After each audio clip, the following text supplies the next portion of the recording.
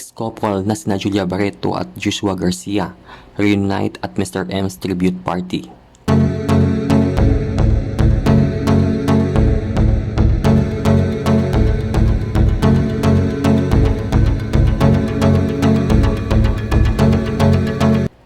Ikinatuwa ng maraming netizens ang muling pagkikita ng dating magkasintahang sina Julia Barreto at Joshua Garcia.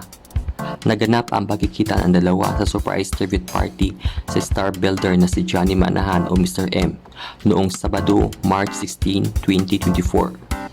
Sa kumakalat na video ngayon sa social media, makikita si Julia na kausap ang dating ABS-CBN executive na si Charo Santos Concio nang dumaan sa gilid ang ex-boyfriend ng aktres na si Joshua. Mabilis ding huminto si Joshua para patiin ang dating nobya at binati niya ito na nakangiti sa payakap kay Julia Barreto. Ikinatuwa ito ng ibang guest na nakita, lalo na si Charo. Ani ni Charo, "My favorite love team, kinikilig ako sa kanila." Bukod kay Joshua, nakita rin muli ni Julia sa party para kay Mr. M ang kanyang tiyahin na si Claudine Barreto. Namataan din si Julia na makipagbeso at yumakap sa kapwa aktres na si Bea Alonso na nagka-issue noon sa aktor na si Gerald Anderson. April 2019 nang isopubliko ni Julia at Joshua ang tungkol sa kanilang 2 years relationship. Pero pagkalipas lamang ng ilang buwan, matapos lang umawin ay tinapos na rin ng dalawa ang kanilang relasyon. June 2019, inamin na Julia at Joshua na may pinagdaanan ang kanilang relasyon.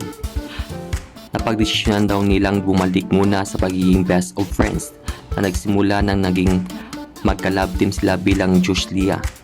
Pero sa pagkakadawit ng pangalan ni Julia sa kontrobersyal na hiwalay ni Bea Alonso at Gerald, inamin mismo ni Julia noong August 6 na 4 na buwan na silang hiwalay ni Joshua. Sa panayam ni Joshua sa pep.ph noong March 22, 2022, sinabi niyang natili silang magkaibigan ni Julia sa kabila ng kanilang pinagdaanan. Sa kasalukuyan ay boyfriend na ni Julia ang ex-boyfriend ni Bea na si Gerald, habang si Joshua naman ay naliling ngayon sa Filipino-French girlfriend na si Emilienne Bajer. Kayo, anong masasabi niyo sa balitang ito? I-comment niyan sa comment section at huwag kalimutang mag-subscribe.